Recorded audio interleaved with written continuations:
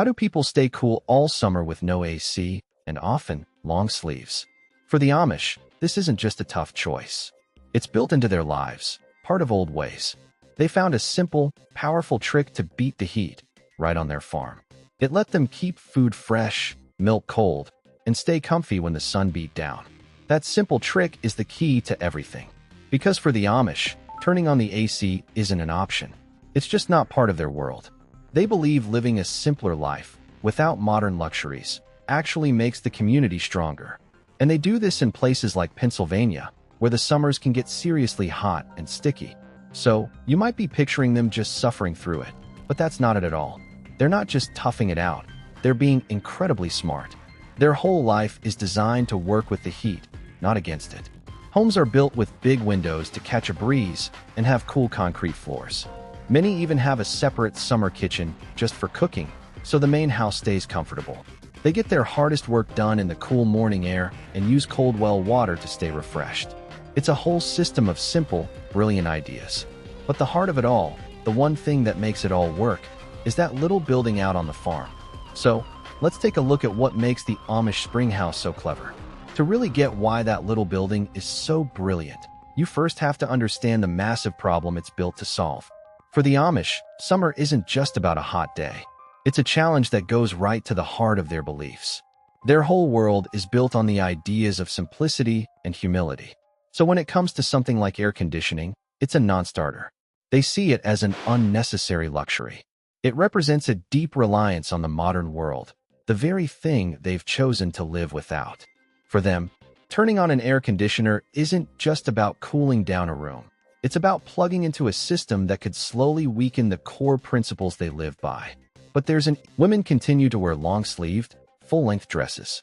Men wear long-sleeved shirts and trousers. The only small adjustment they make is rolling up their sleeves. That's it. You can just imagine how incredibly hot that must get, especially when you're out working on the farm. And the heat in places like Lancaster County, Pennsylvania, where many Amish live, can be intense. We're talking about those long stretches of summer where the temperature just soars and blankets the entire region. It's not a dry heat, either. It's that sticky, draining humidity that makes everything feel 10 times harder. It can get so bad, in fact, that it pushes them to a point of sheer exhaustion. There are stories of Amish families, on the most unbearable days, taking a rare trip to visit a non-Amish neighbor, who they call an English neighbor, just for a few moments of relief in their air-conditioned house. That single detail tells you everything. It's not something they do lightly. It's a sign of just how oppressive the heat can become. It's a real, physical burden they have to manage day in and day out, all summer long. So this is the corner they've painted themselves into, by choice. They have to endure brutal summer heat while wearing long sleeves, and they refuse to use the one modern invention designed to solve that exact problem. They needed a solution that was completely off the grid, something that didn't rely on electricity or modern technology. It had to be simple, sustainable, and powerful enough to make life bearable. It had to be something that worked with their values, not against them. And that's exactly what the Springhouse is. So, how does this little building pull it off? The secret isn't in some complicated design. It's about tapping into something that's always been there, just a few feet beneath the ground. No matter how hot the summer sun gets, if you dig down a little ways, the earth stays at a surprisingly constant, cool temperature all year round. The Springhouse is basically a clever box designed to capture that natural coolness. It all starts with location. You don't just build a Springhouse anywhere. You build it right on top of a natural spring or a cold stream that's fed by one. Sometimes, they're even built directly into the side of a hill. The design itself is incredibly simple and smart. The walls are usually made of thick stone. That stone acts like a natural insulator, blocking out the summer heat and, just as importantly, absorbing the cold from the ground and the water. See, the real genius is the water itself. That cool spring water is channeled so it flows right through the building, often in a trough or a sunken channel in the floor. This constantly moving water does two things. First, it directly chills anything placed in it. You'd see stone crocks of milk, butter, and cream sitting right in the cool stream, keeping them fresh for days. Second, and this is the really clever part, the water cools the air inside the entire structure. Think of it like a natural air conditioner. The cold from the water radiates out, and because the stone walls are so good at holding temperature, the whole interior becomes a walk-in refrigerator. Hot air that gets in naturally rises up and out through a small vent, while the cool, dense air settles at the bottom. It's not ice cold like a modern fridge. You couldn't make ice cubes in one, but it doesn't need to be.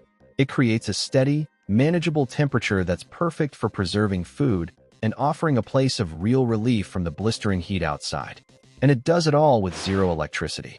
No humming motors, no freon, no power grid. It's a system that works in perfect harmony with nature, using the Earth's own cooling power.